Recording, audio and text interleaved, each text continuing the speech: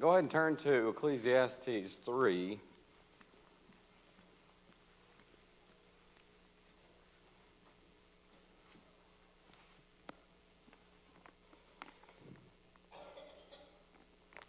We got into this chapter a little bit last week, but didn't get too far.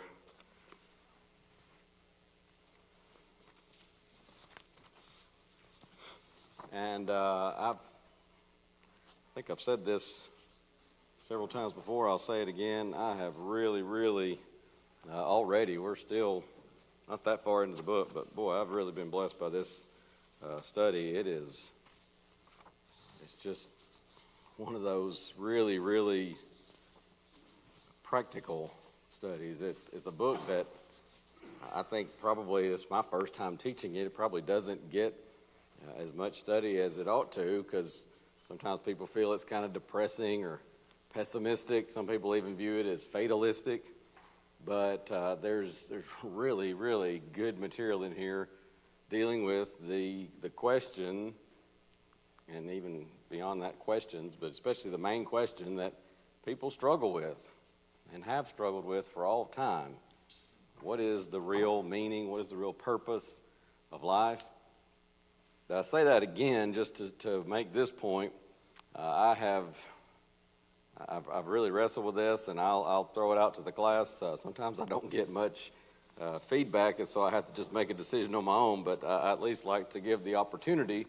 But I'd like to hear from you all as far as the class, because we can, the more I study this, there's just some really rich material in here that it would be very easy for this study to stretch through this quarter and through the next, and we could just plan to end at the end of that quarter. Or if folks prefer, like, hey, I really would rather, even if it means condensing things down, let's get through our study this quarter. That'll be a little bit more challenging, just to condense it down, but we can do that if that's what. I'm just kind of torn, so I'm throwing that out there for you all. I'd like to hear from you on that and get your thoughts as far as how we want to approach that. A little bit deeper study, or condense it more. That said, I want to look at some more in chapter 3. We've gone a lot more in depth with chapters 1 and 2, and will probably with at least part of 3 than perhaps others either way. But these kind of, I had a note, see if I can find my note here as I made for myself. Chapters 1 and 2 seem, essentially it's almost like a brief summary of Solomon's research. One guy was listening to a brother up in, I think he's in North Carolina. But he said the book is kind of like Solomon's research project. I like that illustration or that metaphor.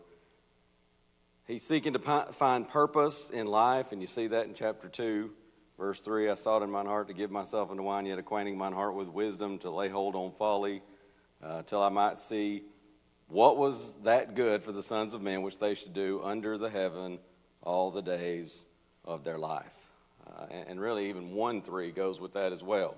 What profit hath the man of all his labor which he taketh under the sun? What is the purpose of life?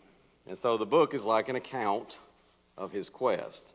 And again, you have to remember that as you go through it, because there are times when, it seems pessimistic, it seems fatalistic, but he's kind of documenting his research, so to speak. The question is that this brother asked, and I think we did ask and answer this for the most part, but it is important to point this out. Did he find the answer? This is his research project, if you want to call it that, to find the purpose, the meaning, true purpose, true meaning of life. Did he find the answer? I think when you look at the end of the book, chapter 12, verses 9 through 14, I think you'd have to say yes, he did. And it might not be what we expected to find for either Solomon or for us today, but he did. And so the futility, the grasping for wind, grasping at smoke or vapor, that's only in all the achievements of this life. But it all comes down to chapter 12, verse 13. Fear God and keep his commandments. This is the conclusion of the matter. This is what I have learned and come to discover. Fear God and keep his commandments, for this is the whole of man, or this is man's all.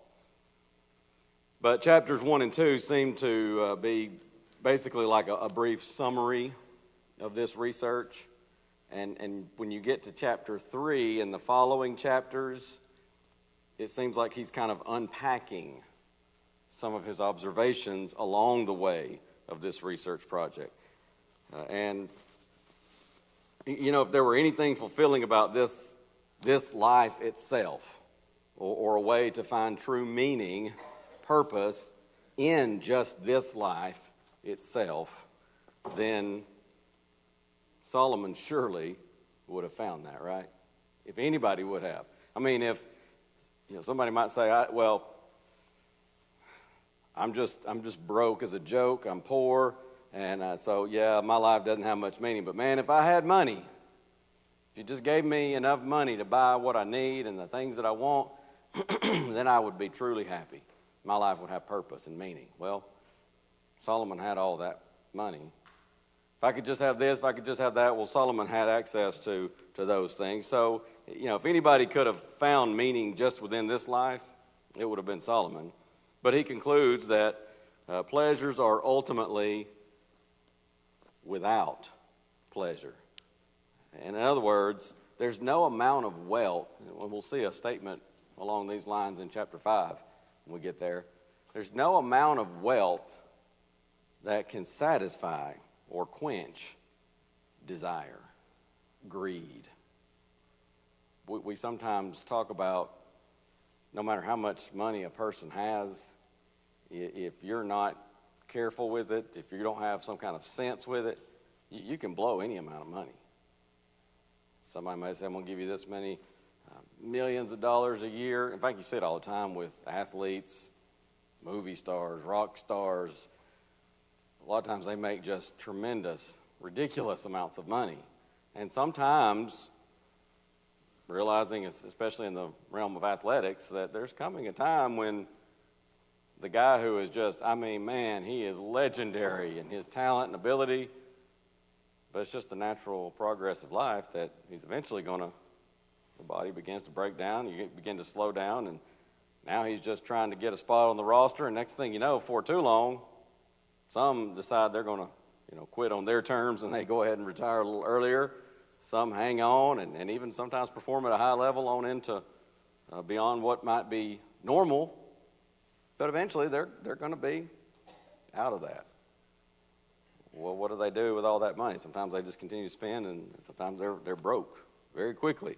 So there's no amount of wealth that can quench greed and that lust for more.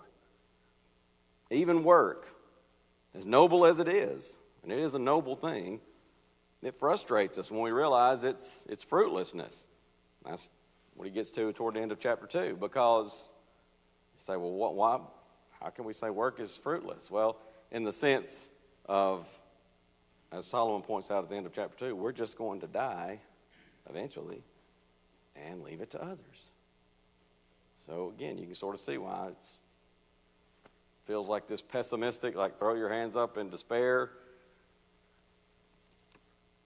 But Solomon also seems to recognize the tendency of those who work, those who suffer for something, to appreciate it more. By the way, these thoughts here I've added. I went back. I was trying to remember last week. I think it was some of the exact wording, and I didn't remember, so I wrote it down this time. But a lot of these thoughts that I'm sharing just now are from Brother Mark's brother's book, Stuart, right? Stuart Tullis. He had shared a copy of that book with me, and it's a more overview study of the book, but man, there's some tremendous thoughts in it. And so as he points out, there's this tendency, and Solomon seems to recognize it, of those who work for something, those who suffer for something. We sometimes say, I bled for this with sweat and toil and blood. They tend to appreciate it more, right? second generation comes along, and it's been essentially handed to them. And a lot of times you'll see in the second generation, there's more, not as much perhaps, but there is a little bit more appreciation. Maybe sometimes you'll even hear someone say, you know, my daddy really, he worked his fingers to the bone for this, and I want to try to take good care of that, guard that, or whatever. A lot of times it's a little bit more, but by that third generation, so often, you see this, by the way, with Christians sometimes. Sometimes there are those that they wrestled with some of the just numerous false doctrines out there. Maybe they came out of some false teaching, and they say, boy, I really studied and maybe didn't agree at first, and I studied and wrestled with the scriptures and came to the knowledge of the truth. And man, sometimes they're on fire, they're dedicated, and it might be that they're that person's child, son or daughter, maybe not quite as much, because here's somebody that they get brought up by Christian parents. And what a great blessing that is. And that's the way God wants it. But if we're not careful, we can take that for granted. And then if that person stays faithful by that third generation, a lot of times, boy, you really see a drop-off. And that's not always the way it is. And I think a lot of times if we recognize that, we can sort of strive to guard against that. But there is that tendency, at least. So it can make life feel futile, vain, when you think about another generation coming along that's at least more likely to just take it for granted, more and more willing to give it up, to squander it away. And again, you see it in our own country. Sometimes we're so far removed from that battle for independence that people just kind of tend to take that for granted and forget what all sacrifices had to be made, and the hard work and the effort to obtain and maintain freedom. And so again, it can make life feel very vain, frustrating, to think about, well, I worked so hard, and what's going to become of it? I don't know. Brother Tolis says this. This is a quote from the book. Life has been called a cruel joke, and so it is when one's efforts are cheapened by those who follow.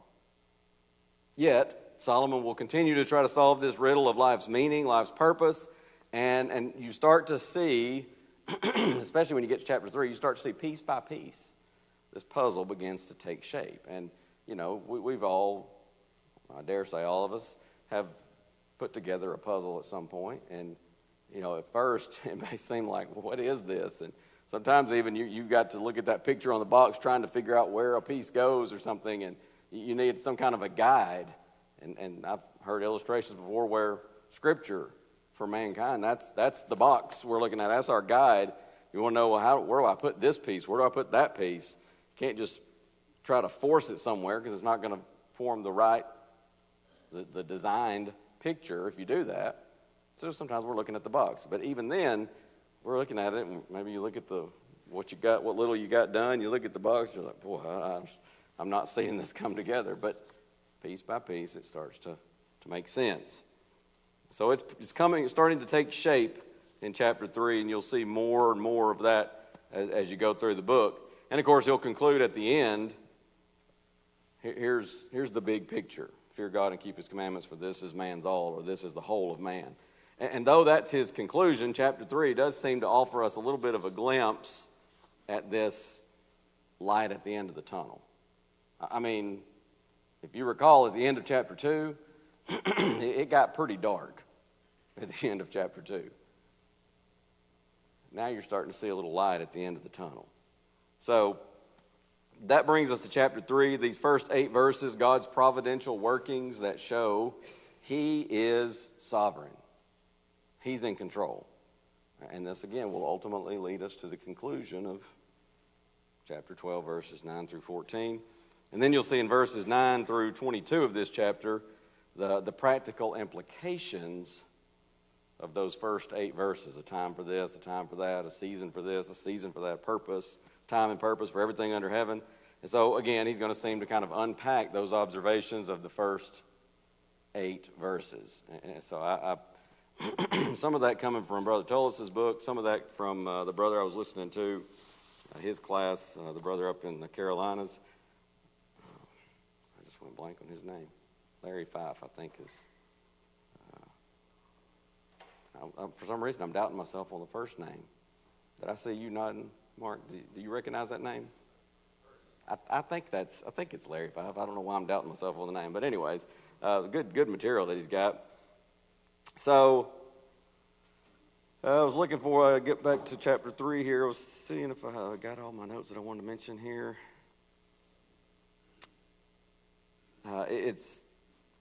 I want to come at some point, and it may be a side study, it might be a concluding study, but to look, I found in College Press's commentary a really neat, they put it together like in chart form, study of Solomon's use of these phrases in Ecclesiastes: under the sun, under heaven, upon earth, and looking at how he uses those phrases, how they're described, and a lot of times thinking about life without God. Life here on this earth, living a life without God just for this life. He'll talk about vanity, grasping for the wind, things like that. We'll look at that. Like I said, it'll either be a side study or maybe toward the end if we end up going a little bit longer with our study. But he seems here, as he gets to chapter 3, sometimes he'll use this word consider. At least a lot of times that's how the King James renders it.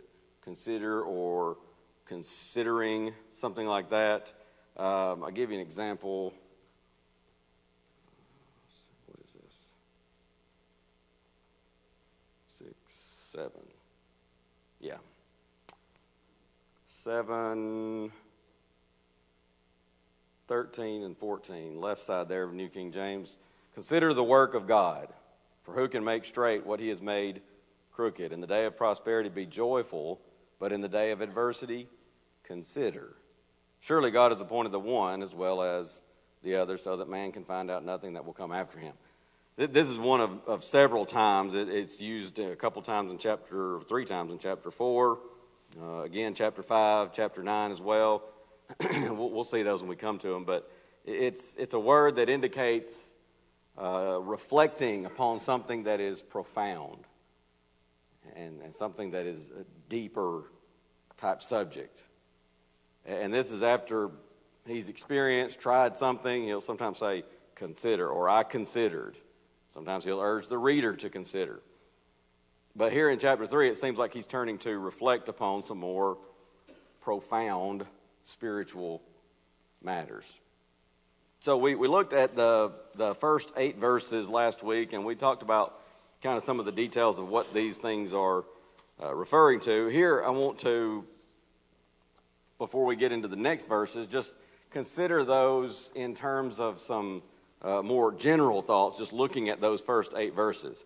So as he's conducting his research project, he understands there's a time, there's a season for everything. Get back to chapter 3 here. So he's understanding there's this time, season, purpose for everything. He observes that for every up, there's a down.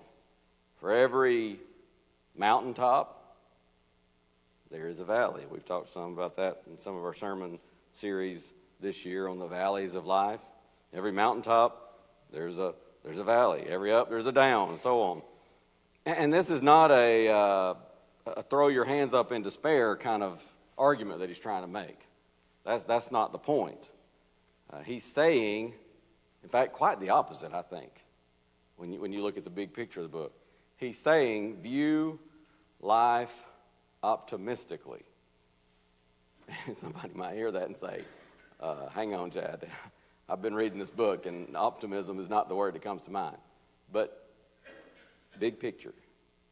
View life optimistically because God is in control. Live your life with God. Live it optimistically because he's in control. And when you're in that that valley, when you're in that down period, you can take heart in knowing that it's a season, but it's just that. It's a season, and seasons change, and they give way to others. But even when you're in the ups or on the mountaintop, take care, because those moments don't last forever either. And know that God is in control, and if I live my life with Him, when I stand before Him in judgment and I hear, "Well done, good and faithful servant, enter thou into the joy of thy Lord," then I go to a place where there are no more ups and downs. There are no more valleys. There are only the ups. There are only the mountaintops. It is a life, eternal life, of joy and bliss. And so, again, it might seem paradoxical to think Solomon's saying live life optimistically, but I believe that is, in fact, what he's essentially saying here. And so he describes some 28 actions. I don't know that I think it was Brother Fife that I heard mention the number, and I went back and counted them. Sure enough, 28 things. I thought, when I first heard him say that, I thought, 28? Are there that many? But that's, they're in pairs, so I guess we could say 14 pairs or 28 different actions for which there is a purpose or a season. Again, referring to the providential workings of God. These underscore the beauty of this life, but they also underscore the unpredictability of this life. There's a time to laugh, but there's also a time to cry. Life can be unpredictable, and sometimes you transition from one of those seasons to the other very quickly. I mean, you could be having like the best day of your life and think everything is just, you're on top of the world, so to speak, and maybe it's a diagnosis, maybe it's bad news, whatever, and it can change very quickly. It's unpredictable, this life. But these also deal with proper behavior relating to the various circumstances in which we find ourselves. And so we sometimes say, hey, look, there's a time to laugh and there's a time to have fun, but there's a time to be serious and somber. We talk about a time for this, time for that in that sense. That certainly is applicable. They help us, this was something that Brother Fife mentioned in his class, they help us to understand the significance of time, and not just time, but as he puts it, timing as it relates to time. In other words, knowing when to say the right thing. You can say the right thing, but at the wrong time. And probably we've all been there. But you could have the right time and say the wrong thing. So the idea there is try to get both of those together. Here's something interesting to me that Brother Tullis mentions in his book. If we were writing the script, so to speak, I think we'd get rid of some of those seasons, wouldn't we? I mean, we'd take some of those out. We don't want some of those seasons. But again, God knows what He's doing. He is sovereign. Now, bear in mind, some of this comes down to living in a fallen world. As we sometimes sing, this world is not my home. I'm just a passing through. And so we live in a world that has been marred by sin. And that's the reason for some of these seasons. There's a time to die. Well, that was not the original way God designed it. Sin entered this world and death came through sin. But God is in control. And that's one of the things that He, time and time again, reminds us. I read this somewhere years ago. It's in kind of a starter file I have. I've never really fleshed it out into a sermon or article. I call the file my sermon and article starter file, but sometimes some of them have been sitting there for a while, and I just never have really finished it out and expanded upon it for an actual sermon or article. But I was thinking about this, and I went in there actually just this morning and happened to think about this quote or observation, and I found it in that file. But it was talking about how God has plans for our lives, and I've talked before, and I think we need to be careful because sometimes people say things in terms of God's plans for our lives in a very unbiblical way with all good intentions. I've mentioned to y'all before, some of the Bremen folks may recall, a young couple I met years ago. They had just gotten married and might have even been on a mission trip, might have been on one of the S2 campaigns or something, but they were, we were just sitting around talking one time, and they had just gotten married, and he just graduated, or she had just graduated, maybe both of them had. And I said, so what's next? So you just got married, you came together on this trip, what's next? And the wife said, we don't know. God hasn't revealed that to us yet. He hasn't revealed his plan for us yet. And I don't mean to parse words. I know what we mean by that, but we do need to be careful because God doesn't necessarily have a set plan for you. You're going to marry this person. You're going to go this course. And if you do anything else, well, you're just not going to find true fulfillment and meaning and joy in life. In fact, that's real dangerous thinking, because I've heard some folks say, well, I married this person, but I realize that's not who God had in mind for me.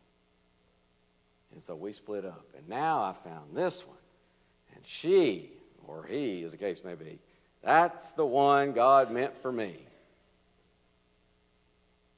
Well, God meant for you to honor your vows when you said I do. And so God doesn't have a certain person picked out that's your soulmate. And so we need to be careful about that. But he knows what he's doing as far as he does have a general plan for our lives. Romans 8:29, to be conformed to the image of his Son. His plan is for us to be Christians, to be faithful to him. And if I do that, then there are other choices. Do I go to college? Do I go straight into the workforce after high school? That doesn't matter. Just be faithful to the Lord. Do I go to this college? Do I go to that college? Well, you choose the one that's going to help you be most faithful to the Lord. But if those equally so, you can go either route and be faithful. God doesn't have a preference. It's just like Alabama, Auburn, Georgia, whatever your team may be, God doesn't care if they win the national championship or if they win the Super Bowl in professional sports or the Stanley Cup, whatever. God's not pulling for this team or that team. God wants all people to be faithful to him.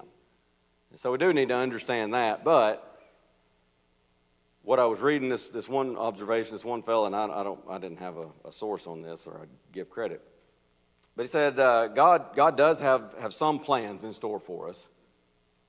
He, at the very least, being sovereign, omnipotent, or omniscient, all-knowing, he knows what's going to happen in our lives.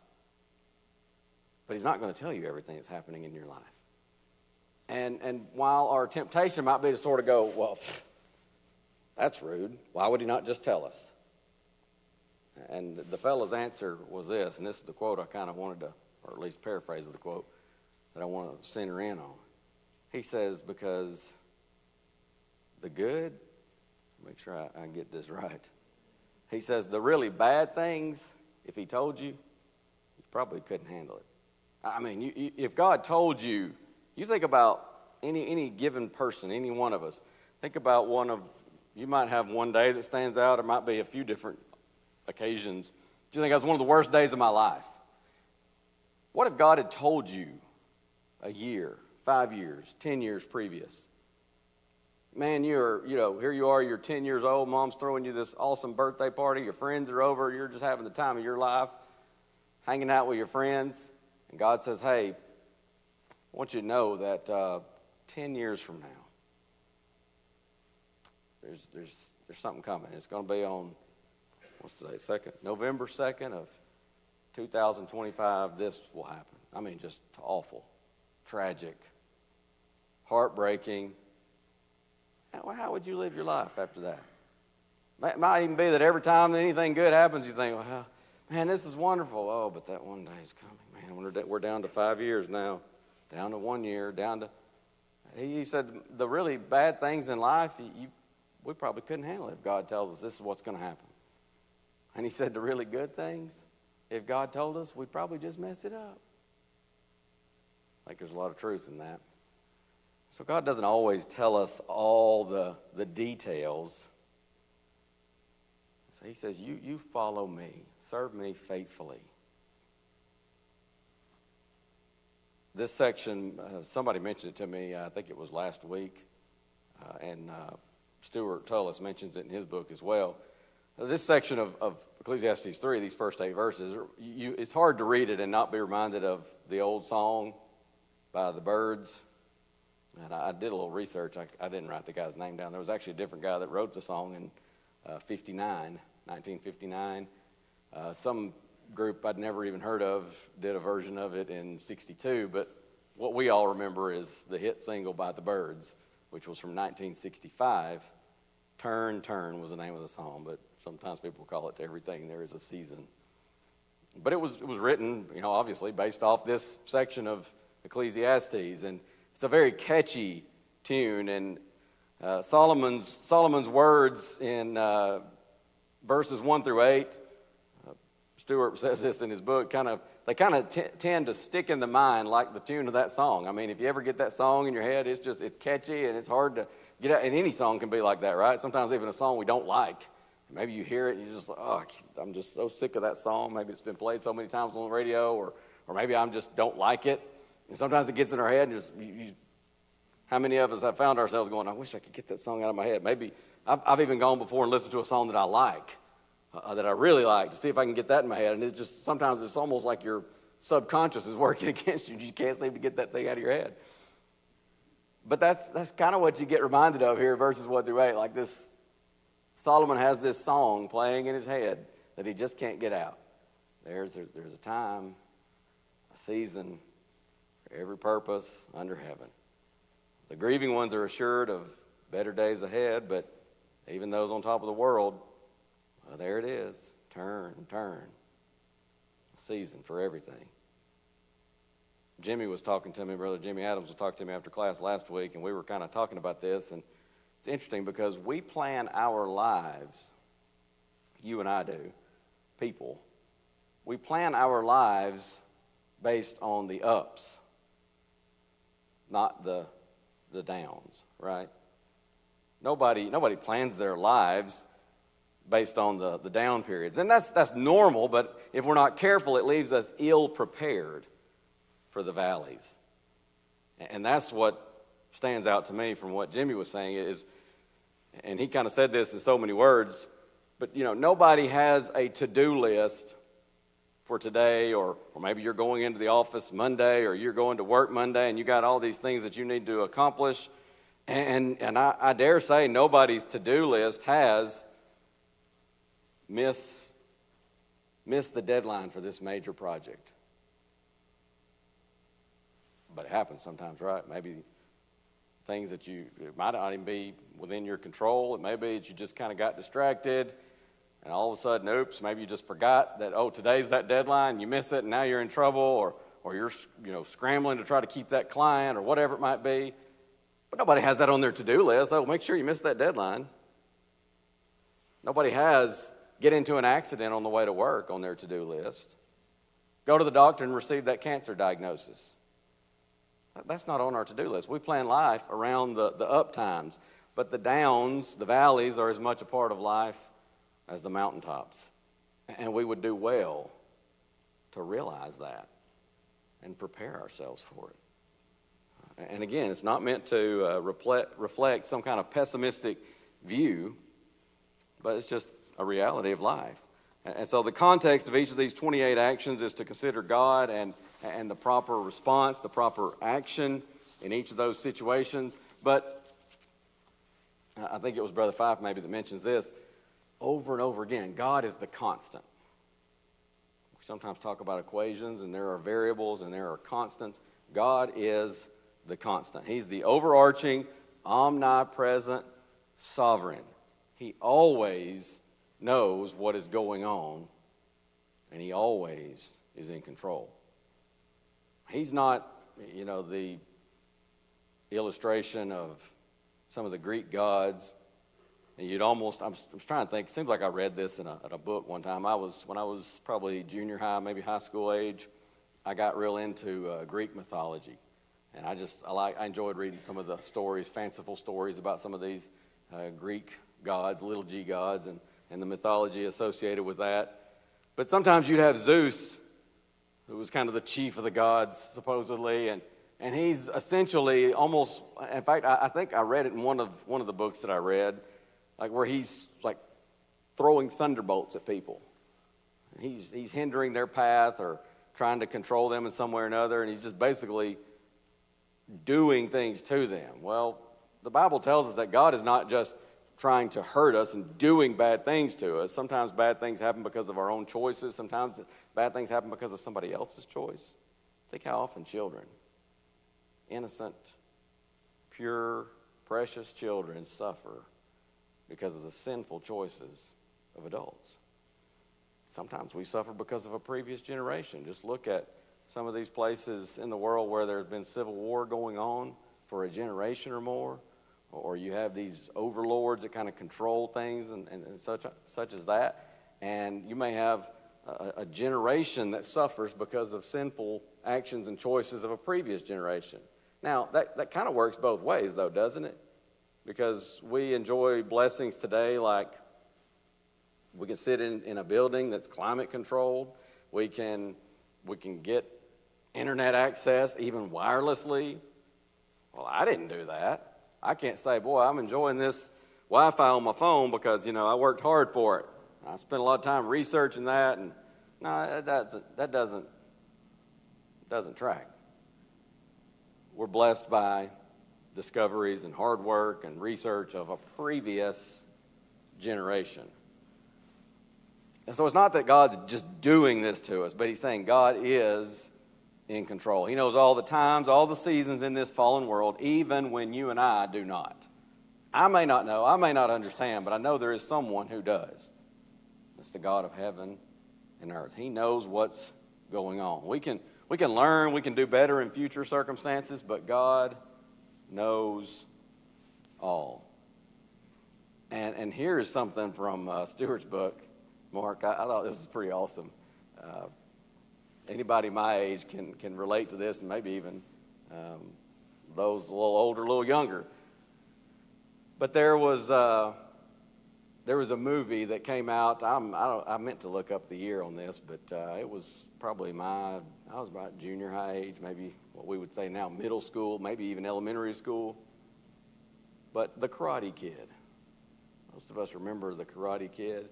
And the young man, Daniel, he's being picked on by the bullies, and they beat him up, and Mr. Miyagi comes and kind of rescues him, and he's sort of losing consciousness, and he just sort of sees this almost like silhouette. The guy the last thing he sees before he just kind of goes out is this guy's just taking care of business.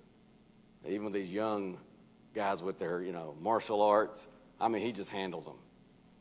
And so, he goes on to ask Mr. Miyagi, who he finds out that's the fellow's name, from Okinawa.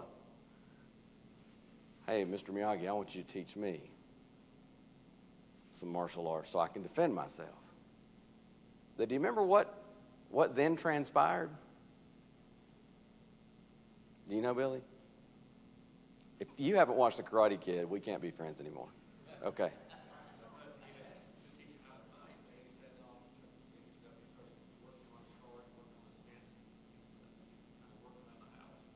Okay. Now you're embarrassing me because I think you know more about the movie than I do. No, that's true. He asked him to teach me to fight, and he says, I'll teach you how to defend yourself, which I thought was a pretty cool thing too, because he's like, I'm not going to teach you how to just go out and fight, period. But yeah, you might need to defend yourself. And Johnny mentioned this too. He has him start working on some cars. And he gets out there and, here's what I want you to do. Show you how to do it. Wax on, wax off. And it kind of became just a phrase that even now a lot of people recognize that. Wax on, wax off. And then he says, okay, I think I got it. What now? So what do I do when I finish this car? And he's, you kind of see there's like all these cars. There's a whole bunch of cars. Oh, okay. So he does that. Then next it's what? We're going to paint the fence. And so, he does that. And Daniel at one point gets furious. And he says, you're supposed to be teaching me this.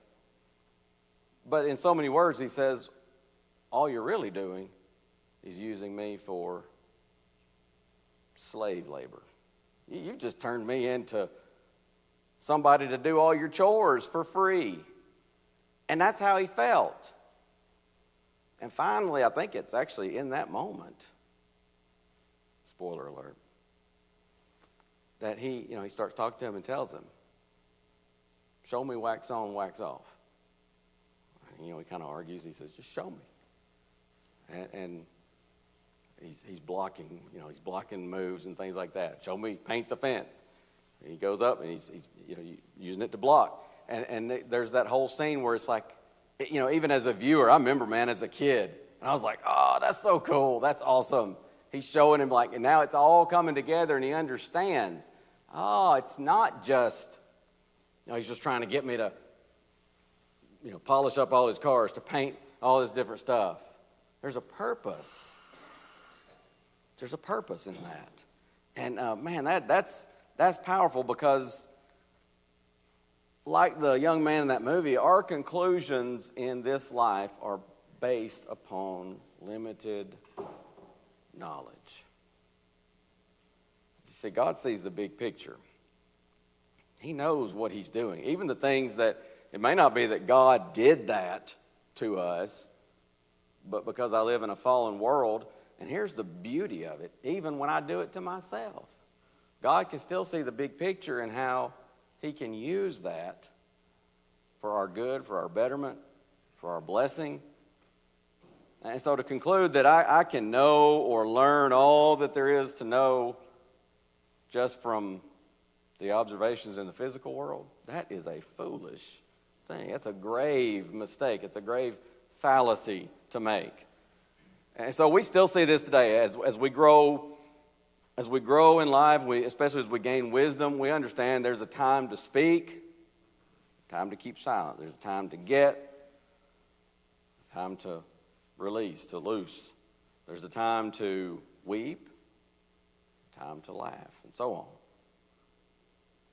And most of us can recall situations where we didn't quite know how to react.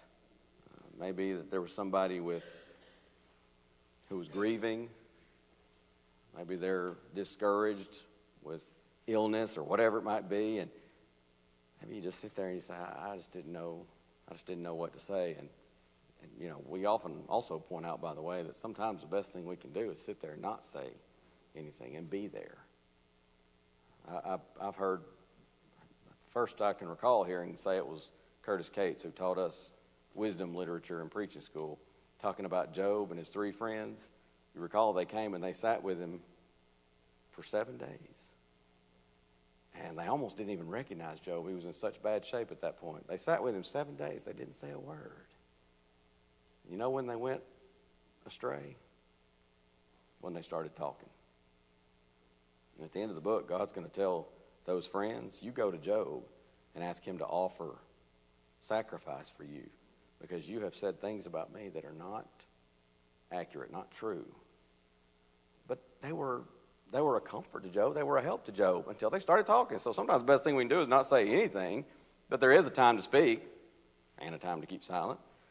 But the point here in these verses that I'm getting at least related to these verses, is there's not a verse I can go to in Scripture that you can go to in Scripture. We can use principles and things like that. We understand that. But there's not a verse that I can go to that will say, if you are sitting with someone who has just lost a loved one, be sure you say exactly this, and you'll be good to go. You're not going to find that. When you're talking to a friend who has just had their heart broken, say this, do this. You're not going to find that verse.